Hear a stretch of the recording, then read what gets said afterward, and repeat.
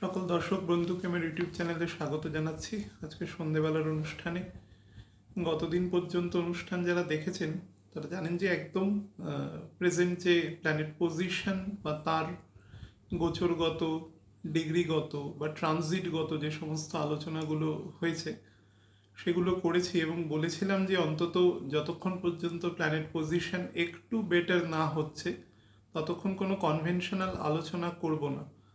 কিন্তু ফ্যাক্ট হচ্ছে যে এখন একটা গ্যাপ রয়েছে, একটু আলোচনা করা যায় দু একটা টপিকে কনভেনশনাল, বিশেষ করে যে ধরনের টপিক নিয়ে বহু মানুষ সবসময় প্রায় প্রশ্ন করেন বা তারা কিছু জানতে চান।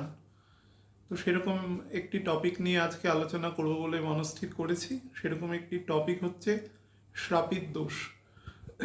আপনারা ছকে আচ্ছার শুনতে পারবেন এই দোষ সম্পর্কে। কোনো অ্যাস্ট্রোলজার বা কেউ বলছেন আর কি যে আপনার ছকে শ্রাপিত দোষ আছে বা এই আছে, সেটা থাকলে কি হতে পারে বা কিভাবে তৈরি হয়, সেই সম্পর্কে একটা অত্যন্ত সংক্ষিপ্ত এবং একদম বার্ডস আই আলোচনা করব, অর্থাৎ ওপরে ওপরে আলোচনা করব, খুব গভীরে ঢুকি না আলোচনার ক্ষেত্রে। বহু লোক আমাকে প্রশ্ন করে যে আপনি খুব গভীরে আলোচনা করেন না কেন। গভীরে আলোচনা করলে তিনটে জিনিসের প্রয়োজন হয়। একটা হচ্ছে যে কোনো একটা আলোচনা যখন সিরিজে চলে সেটা একটা লেভেল পর্যন্ত না গেলে সেটার গভীরে প্রবেশ করা যায় না। আমি যখন আলোচনাটা চালাচ্ছি আমার একটা নিজস্ব নোটবুকে আমি তার একটা নোট রাখি যে আমি কোন কোন টপিকে আলোচনা করেছি। এখনও যখন আমি কোনো ঘর সম্পর্কে, ঘরের গুরুত্ব সম্পর্কে, প্ল্যানেটের ইম্পর্টেন্স সম্পর্কে আলোচনা করার প্রপার অবকাশ পাইনি। সুতরাং একটা আলোচনার যদি খুব গভীরে ঢুকে যাই তাহলে সেটা অত্যন্ত খারাপ শোনাবে বা অনেকেই হয়তো ব্যাপারটা সম্পর্কে অতটা শুনতে চান না বা তার অতটা জানার ইন্টারেস্টও নেই। মুষ্টিমেয় কিছু মানুষের হয়তো থাকতে পারে। তো সেক্ষেত্রে আলোচনাটা অন্যদিকে সুইচ ওভার করে যাবে এবং আমার বলারও কোনো মূল্য থাকবে না এবং সংখ্যাগরিষ্ঠ মানুষেরও খুব একটা কাজে আসবে না। সেই জন্য স্টেপ বাই স্টেপ পরবর্তীকালে হয়তো এগুলো অনেক বিশদে বা অনেক দীর্ঘকালীন আলোচনা করা যায়, কিন্তু বর্তমানে এখন যেটা করব সেটা খুব একদম ওপরে ওপরে আলোচনা করব, একটা সাময়িক ধারণা দেওয়ার চেষ্টা করব।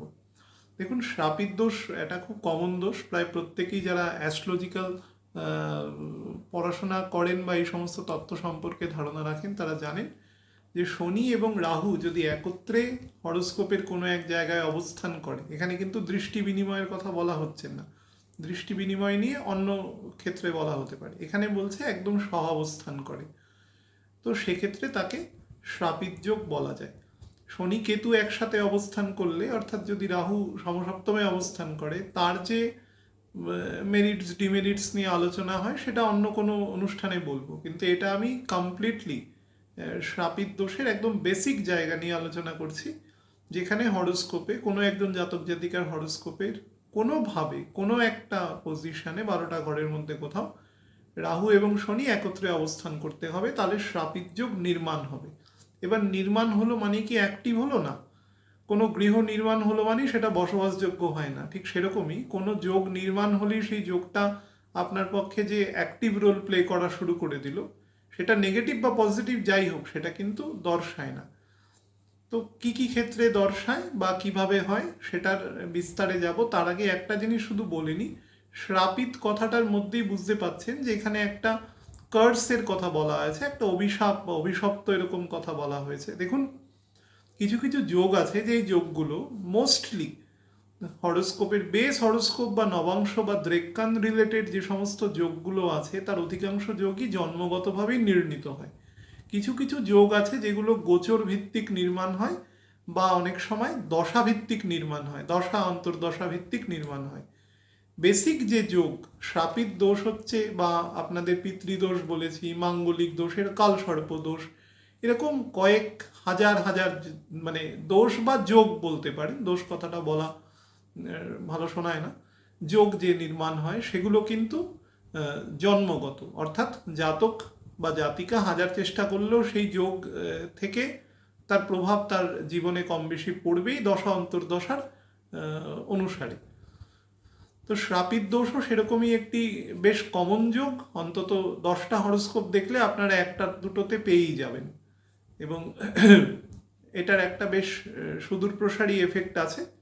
কোন কোন ক্ষেত্রে হয় সেটা বলছি। তার আগে লাস্ট একটা টপিকে বলে নিই, সেটা হচ্ছে শ্রাপিত মানে বুঝতে পারছেন ব্যাপারটা, সাথে একটা পূর্বজন্মের একটা রিবার্থের কনসেপশন আমাদের রয়েছে। আমাদের শাস্ত্র টোটালি রিবার্থকে কনসিডার করেই আমরা কথা বলি, কারণ আমরা একটা কন্টিনিউয়াস মোশনের মধ্যে রয়েছি, এবং যেখানে সোল এই কন্টিনিউয়াস মোশনটাকে মানে বেসিক্যালি এগিয়ে নিয়ে যায়। বডিটা আমাদের একটা মেটেরিয়াল পার্ট, সেই মেটেরিয়াল পার্টটা আমরা কিছু সময়ের জন্য আমাদের কাছে থাকে, এটা আস্তে আস্তে দুস্থ হতে থাকে এবং একটা সময়ের পরে সেটা আর চালানোর মতো অবকাশ থাকে না, তখন সেটা স্বাদ ছেড়ে দেয়, সোল ফ্রি হয়ে যায়। অনেক সময় অনেক বাচ্চাকেও দেখবেন, খুব দুঃখজনক হলেও অনেক শিশুরও মৃত্যু ঘটে বা একদম নবজাতকেরও মৃত্যু ঘটে। তো সোল কখন তার বডিকে ছেড়ে যাবে সেটা পূর্ব নির্দিষ্ট থাকে। অনেক সময় এমন হয় অত্যন্ত সুস্থ বডিকেও সোল ছেড়ে চলে যায়, অনেক ইয়াং বয়সের মানুষ তো মারা যান, দুঃখজনক হলেও মারা যান। তো সেটা আপনারা যদি ডিটারমাইন করেন যে বডি একমাত্র অসুস্থ হলেই বা যখন তার সেন্সেস আসবে, বার্ধক্য আসবে, তখনই মাত্র সোল ছেড়ে দেবে, সেটা কিন্তু তা দর্শায় না। আমরা আকছার অনেক দুঃখজনক ঘটনা শুনি যে ইয়াং বয়সে মারা যাচ্ছে, তো সেটা তো তার বডি তখনও বার্ধক্যের ধারে কাছেও আসেনি। তো সোল কখন ছেড়ে দেবে সেটা ডিটারমাইন করবে তার প্রারব্ধ কর্মের ওপরে, সেই অনুসারেই তার হরোস্কোপটা নির্ণীত হয়।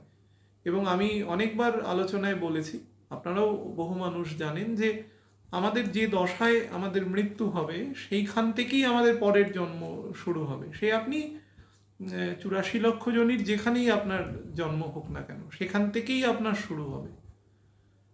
এটা একটা কন্টিনিউয়াস জার্নি। এই জার্নিটা শেষ হবে সেদিন যেদিন আপনার মানে মোক্ষ লাভ হবে, সেদিন স্যালভেশন যেদিন আপনার হবে, সেই দিন আপনি এখান থেকে বেরিয়ে যাবেন। তার আগে পর্যন্ত চলতে থাকবে।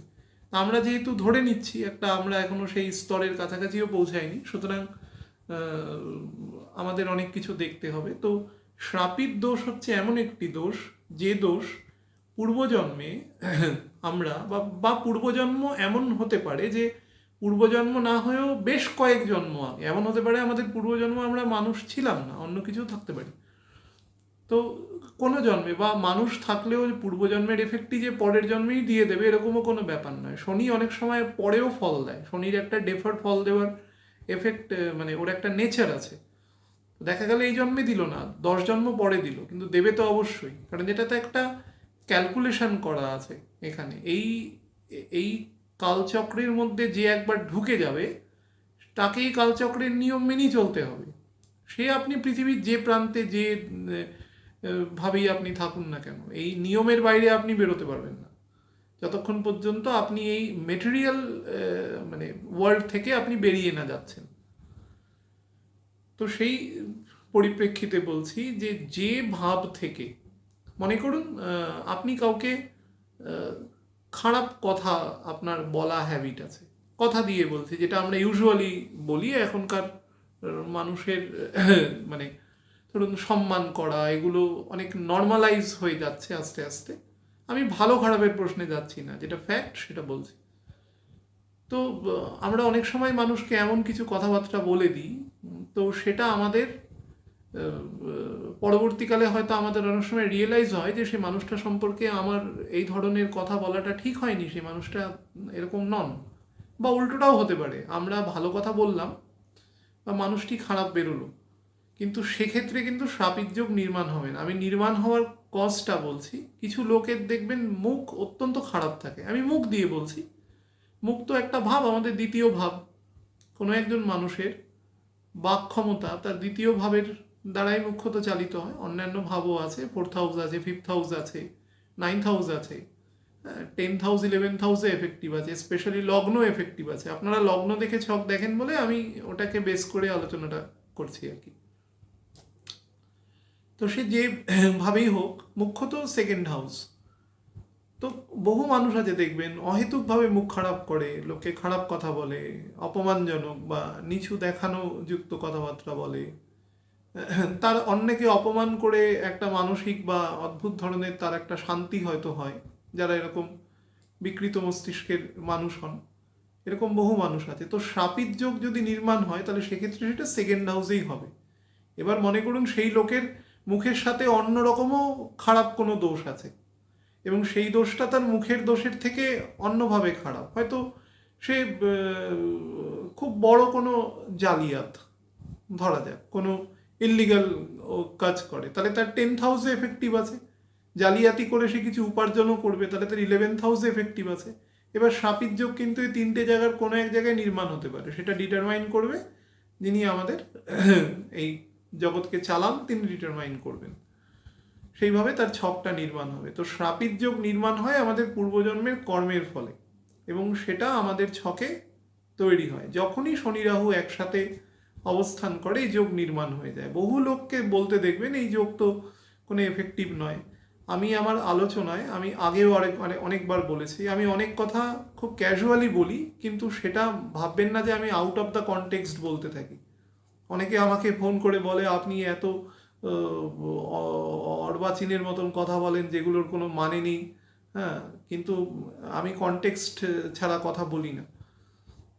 হয়তো সেটা সেই মুহূর্তে আমি ব্যাখ্যা করে বলছি না যে সেটার সেই মুহূর্তে প্রাসঙ্গিকতা কি আছে, কিন্তু আমি কথাটা বলে দিই। আমি অনেকবার বলেছি যে বৃহস্পতি রাহুর সাথে অবস্থান করলে বৃহস্পতির গুণ নষ্ট হয়, কিন্তু বৃহস্পতির সব গুণ নষ্ট হয়ে যায় না, কিছুটা গুণ অবশিষ্ট থাকে। বৃহস্পতি রাহুকে ডমিনেট করে দিতে পারে, যেটা আমি ডিসেম্বর মাসে 3rd উইক পর্যন্ত বলেছিলাম, এই প্যান্ডেমিক তৈরি হওয়ার আগে পর্যন্ত।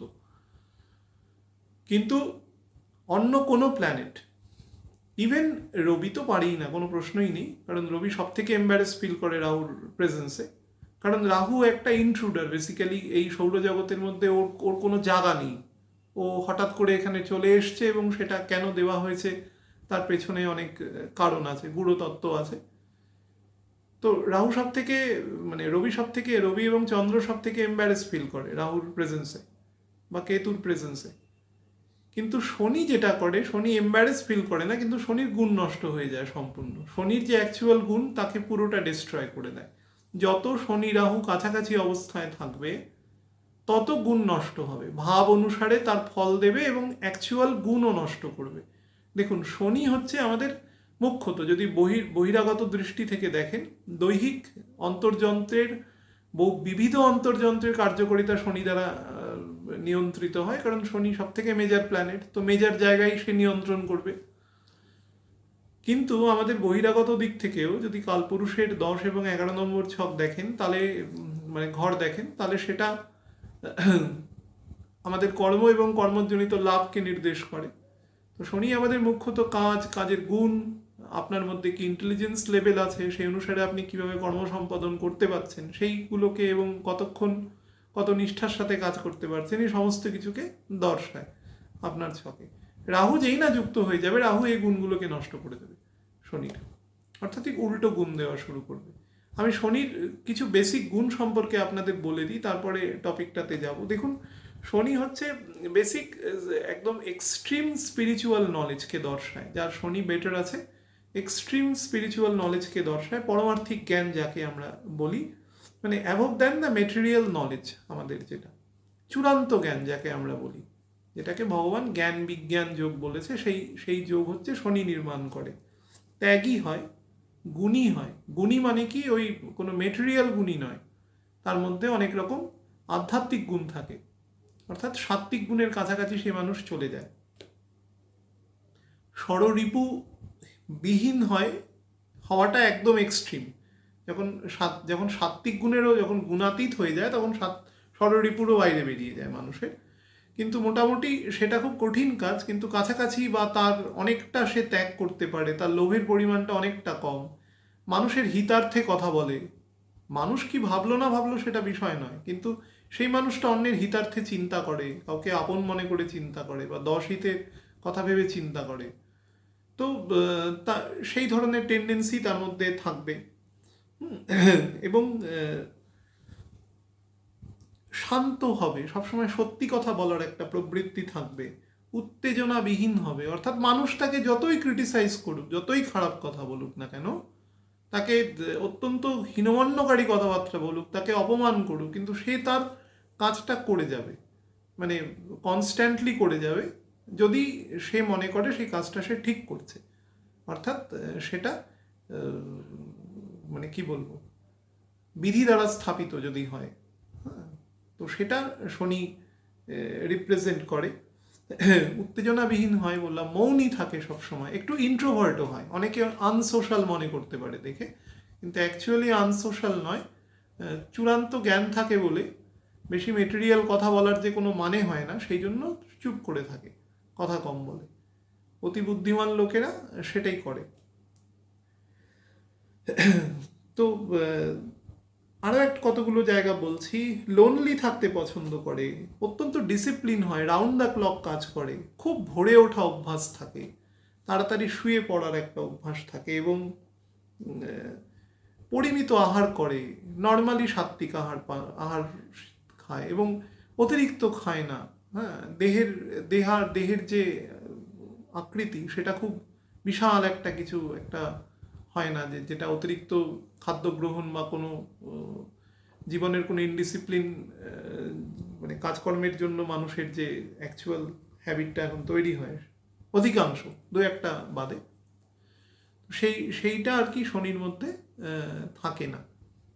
শনি সাধারণ মানুষের স্বার্থে সবসময় কাজ করে, এবং কোনো রকম মানে নিজের লোভ লালসা তো দূরস্থ, নিজের সামান্য রকম দৈহিক কষ্টকেও উপেক্ষা করে কাজ করে, দশ হিতে কাজ করে।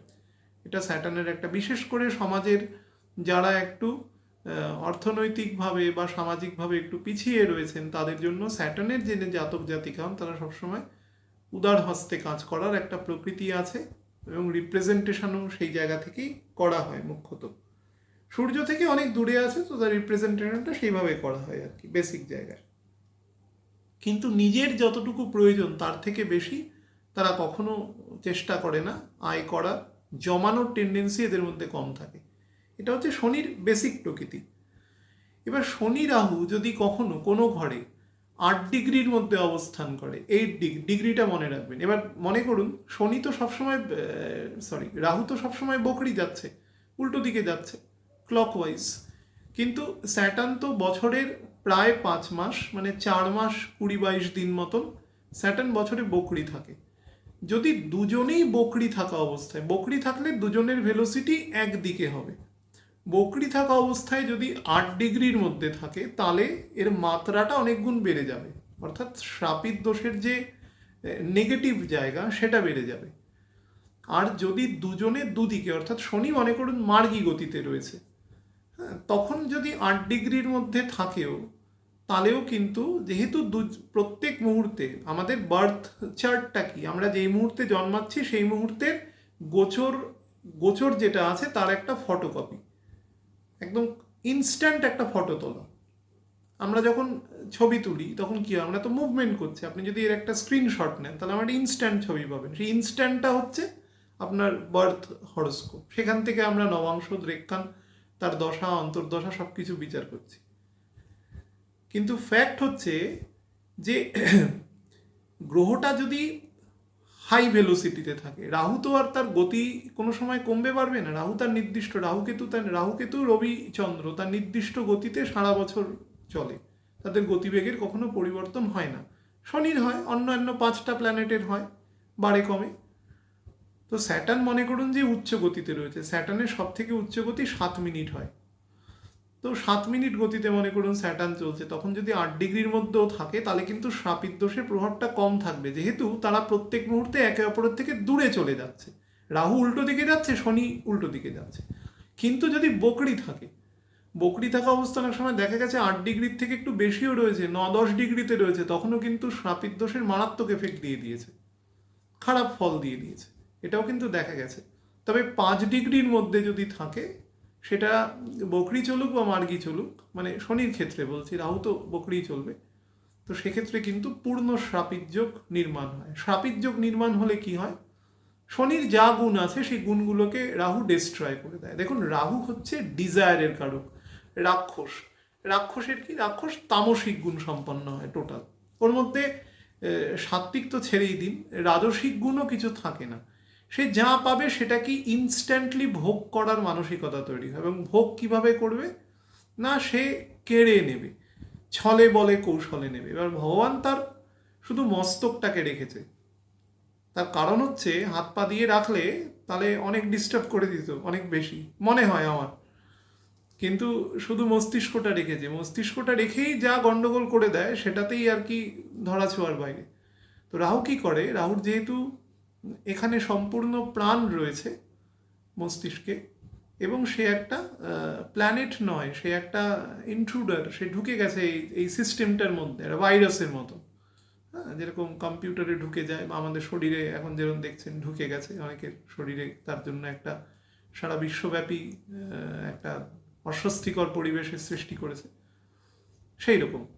এই যখন ঢুকে গেছে আমাদের সৌরজগতে, সুতরাং সবার ছকেই আছে কোনো না কোনো জায়গায়, তো সে ডিস্টারবেন্স তৈরি করার, তার কাজই ডিস্টার্ব করা। সে কোনো ভালো কাজ করতে পারে না, ভালো কাজ করলেও তার পরিণতি শেষ পর্যন্ত গিয়ে ডিস্টার্বেই হয়। আপনি, আমি অনেক হরস্কোপ দেখেছি যে রাহুর দশায় প্রভূত মান সম্মান, অনেক অর্থ আয় করেছে, বৃহস্পতির দশা পড়েছে তো পড়তে পড়তে মাঝামাঝি জায়গায় এসে তিনি ব্যাংক্রাফ্ট হয়ে গেছে। মানে এরকম ছক আমি দেখেছি, বা আমি উদাহরণও দিতে পারি এক্ষুনি, বললে বিতর্ক হবে সেই জন্য বলছি না। রিসেন্টলি একজন খুব স্বনামধন্য লোক, যিনি রাহুর দশায় তীব্র খ্যাতি অর্জন করেছিলেন, কিন্তু হঠাৎ করে হারিয়ে গেছেন আমাদের। যারা বোঝার তারা এটুকুতেই বুঝে নেবেন, এবং রিসেন্টলি তিনি খবরেও আছেন কিছু। যাই হোক, পুরো সুস্থ অবস্থায় জীবিত এবং দেশের জন্য প্রচুর করেছেন। কিন্তু রাহুর দশায় যার খ্যাতি হবে তার কিন্তু বৃহস্পতির দশায়, মনে রাখবেন, আস্তে আস্তে তিনি ডিমিনিশড হয়ে যাবে, ওই ফিল্ডে সে আর খ্যাতি অর্জন করতে পারবে না। অর্থাৎ তিনি যদি মনে করুন কোনো একজন লেখক হন এবং রাহুর দশায় খ্যাতি অর্জন করেন, তাহলে রাহুর দশা চলে যাওয়ার পরে যখন বৃহস্পতির দশা আসবে, সার্টেনলি তার তার মানে ওয়ার্ক প্রোফাইলের ক্ষেত্রে তার একটা বড় চেঞ্জ আসবে। সে জীবনে অনেক খ্যাতি অর্জন করতে পারে, কিন্তু ওই ফিল্ডটাতে আর পারবে না। কারণ Rahu is a separate entity, অন্যান্য প্ল্যানেটের সাথে তার সে কোনো প্ল্যানেটই নয় অ্যাকচুয়ালি, কোথাও দেখা যায় না, সিউডো আছে হাওয়ার মতন। এই আমি তো নিঃশ্বাস নিচ্ছি, তো হাওয়া আছে কিন্তু কেউ দেখতে পাচ্ছি না, সেরকম সিউডো, ছদ্মবেশে থাকে। তো কি করবে, শনি যখনই মোটামুটি 8 ডিগ্রির মধ্যে ঢুকে যাবে, তো রাহু কি করে, দেখুন শনি হচ্ছে কর্মকে দেখে, আমাদের অ্যাকচুয়ালি আমাদের কাজ, আমাদের সম্মান, কাজের গুণ, আমাদের ইন্টেলিজেন্স।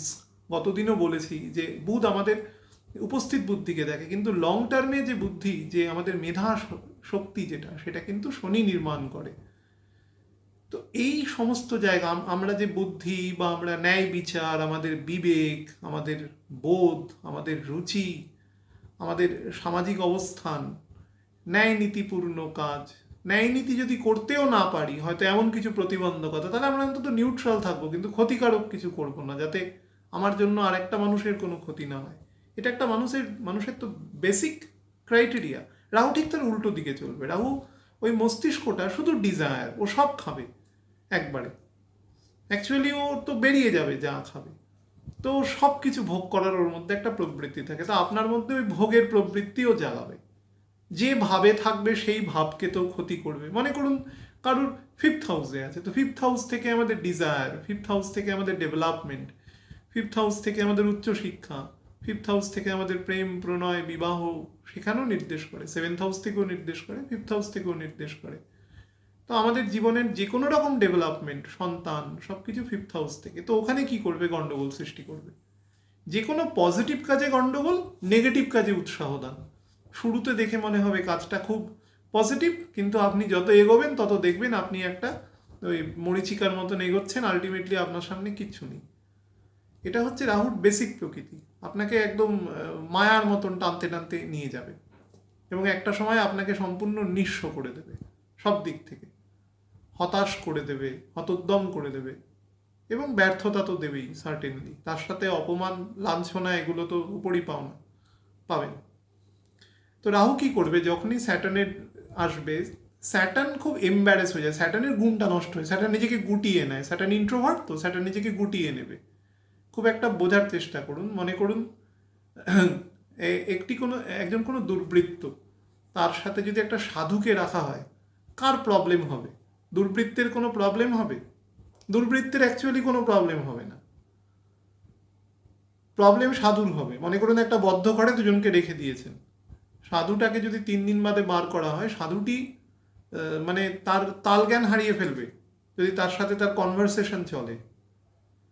এবং এমন একজন দুর্বৃত্তকে রাখা হয়েছে যে পরিবর্তন হবে না, অর্থাৎ রাহুকে আপনি ডেমন থেকে অন্য কোনো বেটার জায়গায় কনভার্ট করতে পারবেন না, এরকম একটা। তো সাধুটি খানিকক্ষণ কথা বলেই বুঝতে পারবে এ একদম দাগি কোনো অপরাধী, একে চেঞ্জ করা সম্ভব নয় কখনো।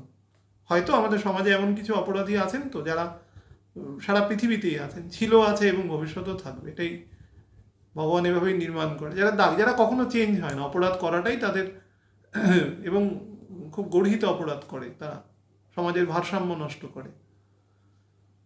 তো সেরকম কোনো অপরাধীর সাথে যদি কোনো একজন সাধু সন্তকে রাখা হয়, সাধুটি পাগল হয়ে যাবে 3 দিন পরে। তো ক্ষতি হয় যে লোকটা ভালো, তার ক্ষতি যে লোকটা মানে এভিল লোক তার হয় না। কিন্তু তো রাহুর কোনো প্রবলেম নেই, রাহু তো আরও মানে এনজয় করবে যে আমি ছকের মধ্যে যার গুণ সব থেকে বেশি, যে জাতককে সব থেকে পজিটিভ দিকে এবং সমাজের, দেশ এবং দশের স্বার্থে কাজ করতে পারে, তার সমস্ত কিছুকে পণ্ড করে দেবো আমি, তার গুণকেই নষ্ট করে দেবো। তো শনি কি করবে? শনি নিজেকে গুটিয়ে নেবে এবং রাহু তার ওই ডিজায়ারকে বাড়াতে থাকবে এবং সেই ডিজায়ারের জন্য সে এগোতে থাকবে। সে মানে পরিষ্কার, মানে যদি আপনাদের মানে বলি যে রাহু কীরকম ধরনের করে, সেটা হচ্ছে লোভ, লালসা, ধোঁকাবাজি, মিথ্যা, ছল, চাতুরি, ষড়যন্ত্র, বিশ্বাসঘাতকতা, যে কোনো ইললিসিট, ইললেজিটিমেট, ইললিগাল কাজ, হ্যাঁ, এবং প্রভাব বিস্তার করে। এবং শনির সম্পূর্ণ গুণগুলোকে দেখুন, সবকটা যে কথা বললাম সবকটা যে মেটেরিয়াল, লাইফে অ্যাপ্লিকেবল, এর সাথে কোনো স্পিরিচুয়ালিটির সম্পর্ক নেই। তো শনির গুণকে, শনি সম্পূর্ণ বিপরীত গুণের, এর গুণকে নষ্ট করে দেবে। তো শ্রাপিত যোগ নির্মাণ হবে। যেই না নির্মাণ হবে, যে প্রারব্ধ কর্মের দ্বারা আপনি বর্তমান জন্মে যেখানে আপনার এই যোগ পেয়েছেন মোটামুটি 8 ডিগ্রির মধ্যে, সে আপনার সেই ভাবকে তো ডিস্ট্রয় করবে, তার সাথে আপনার কর্মকে ডিস্ট্রয় করবে, সম্মানহানি করবে। স্পেশালি জীবনে যখন যখন রাহুর দশা যদি একবার ভোগ করেন বা কেতুর দশাও যখন ভোগ করেন, ফল ভোগ করতে হবে। শনির দশা যদি ভোগ করেন, ফল ভোগ করতে হবে। স্পেশালি যদি ইয়াং বয়সে শনির দশা ভোগ করেন, মানে একদম চূড়ান্ত যন্ত্রণা দিয়ে যাবে, চূড়ান্ত। ছকে অন্যান্য প্ল্যানেট যদি খুব বেটার না থাকে, চূড়ান্ত যন্ত্রণা দিয়ে যাবে।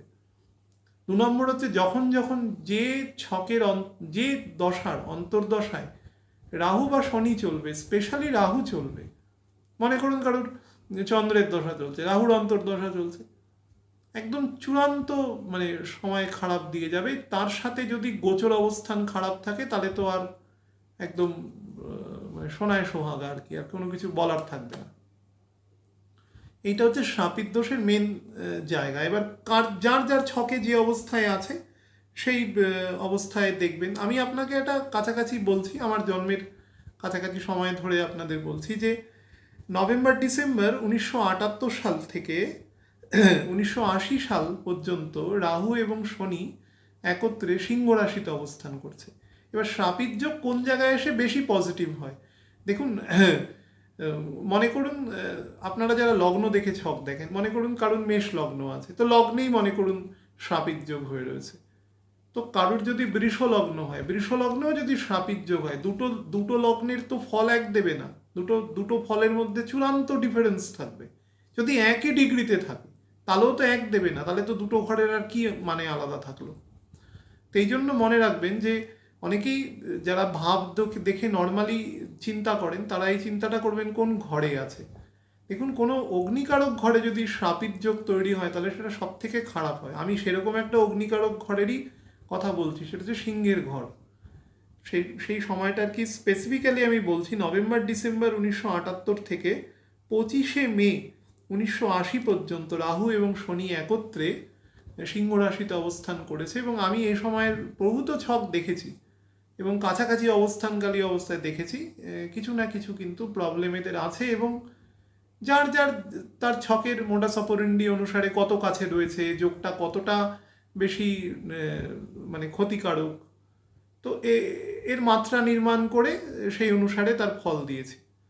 তবে এই যোগটি কিন্তু অত্যন্ত খারাপ যোগ, শনি রাহু মানে এদের মধ্যে কিন্তু মানে যত কাছাকাছি থাকবে তাদের মধ্যে কিন্তু একটা যদি খারাপ দশা পেয়ে যায়, তার সাথে যদি খারাপ দশা, খুব মন দিয়ে যদি খারাপ দশা পেয়ে যায়, তাহলে কিন্তু এদের অসম্ভব রকম একটা মিথ্যা বলা এবং একটা মিথ্যার মায়াজাল তৈরি করার মানসিকতা তৈরি করবে, এবং সেটা যদি খুব কোনো ডার্টি ব্রেনের সাথে যুক্ত হয়ে যায় তাহলে কিন্তু ভয়ানক রকম ছলচাতুরি বা এই রিলেটেড কাজকর্মের সাথে যুক্ত হতে পারে। প্রোভাইডেড দশা ভালো থাকলে কিন্তু জিনিসটা অনেকটা রেস্ট্রিক্টেড হবে, অনেকটা জিনিসটাকে আটকানো যাবে। আটকাতে একমাত্র কে পারে? একমাত্র বৃহস্পতি পারে। যদি যেখানে শ্রাপিত দোষ নির্মাণ হয়ে রয়েছে সেখানে যদি বৃহস্পতি নিজে অবস্থান করে, মনে করুন রাহুকেতু যে ডিগ্রিতে অবস্থান করছে তার মধ্যেখানে বৃহস্পতি অবস্থান করলো, বা বৃহস্পতির পঞ্চম নবম দৃষ্টি আছে এর উপরে, তাহলে কিন্তু শ্রাপিত যোগের যে জায়গাটা সেটা অনেকটা ডিস্ট্রয় হবে। আমি যে টাইমটা বললাম এই সিংহ লগ্নে অবস্থানকারী এই সময়ের প্রথম দিকটা, মানে মোটামুটি সেপ্টেম্বর 1978 থেকে মোটামুটি অক্টোবর 1978 পর্যন্ত এই সময়, 1979 পর্যন্ত এই সময় চন্দ্রের ঘরে বৃহস্পতি অবস্থান ছিল। তো এই অবস্থান কিন্তু এই শ্রাপিত দোষকে অনেকটা আটকাতে পারে। শুধু তুঙ্গ অবস্থান বলে নয়, যেহেতু রাহুর গতিটা রয়েছে বৃহস্পতির দিকে এবং বৃহস্পতির গতি রয়েছে রাহুর দিকে, তো শ্রাপিত দোষকে অনেকটা আটকাতে পারবে। এবং শনি উল্টো দিকে আসছে, তো সেই জন্য বললাম। বা কোনো ক্রমে যদি দৃষ্টিও হয় তাহলেও কিন্তু, বিশেষ করে পঞ্চম নবম দৃষ্টি থাকলে আটকাতে পারে। বৃহস্পতি ছাড়া অন্য কোনো প্ল্যানেট ছকে শ্রাপিত দোষের ইন্টেন্সিটিকে কমাতে পারে না। এই দোষের কিন্তু ফল পেতে হয় এবং সর্বদা পেতে হয়। হ্যাঁ, অসম্ভব রকমের ডিপ্রেশন, নেগেটিভ দিকে মাইন্ডকে ডাইভার্সন করা, খারাপ চিন্তা মাথায় আসা, প্রভোগ করা, ভিতর থেকে প্রভোকেশন আসা, লোভ লালসায় পা দেওয়া, স্পেকুলেটিভ মানির ক্ষেত্রে তারা পা দিয়ে দেওয়া, এই ধরনের প্ররোচনামূলক কথাবার্তা বলা, পরিস্থিতিকে স্বাভাবিক না রাখা, পরিবারের মধ্যে বন্ধন ঠিক মতো না রাখা, বিভিন্ন রকম সমস্যা তৈরি করে শ্রাপিত যোগ। এটা খুব কমন যোগ, এমন নয় যে খুব আনকমন, আবছার দেখা যায়, কিন্তু তার ইন্টেন্সিটি অনুসারে হয়। বাট মনে রাখবেন 1-5-9 যদি শ্রাপিত যোগ তৈরি হয় তাহলে কিন্তু সেই যোগের ইন্টেন্সিটি সব থেকে বেশি হয়। অগ্নিকারক ঘরে কিন্তু রাহু শনি একত্রে যদি শ্রাপিত যোগ তৈরি করে, আমার কাছে লঘু পরাশরী হোরা থেকে কোট করছি, যদি তৈরি করে তাহলে সেটা সব থেকে খারাপ ফল দেয়, ওয়ার্স্ট ফল দেয়, বিশেষ করে 8 ডিগ্রির মধ্যে যদি অবস্থান করে, আর যদি বৃহস্পতির সাপোর্ট ছকে প্রপার না থাকে। এছাড়াও যদি দশাগত অ্যাবনর্মালিটি থাকে, অর্থাৎ জীবনের মেজর টাইমে, ভাইটাল টাইমে যদি খারাপ দশা ভোগ করতে হয়, তাহলে কিন্তু চূড়ান্ত মানে এক ধরনের হীনমন্যতা এবং অসফলতার সম্মুখীন এদের হতে হয়। এটাই বলার ছিল। আপনাদের আগেও বলেছি, দয়া করে একটু শেয়ার করবেন যদি মনে করেন, তাহলে অনেকে দেখতে পারবে। ভালো থাকবেন প্রত্যেকে। নমস্কার।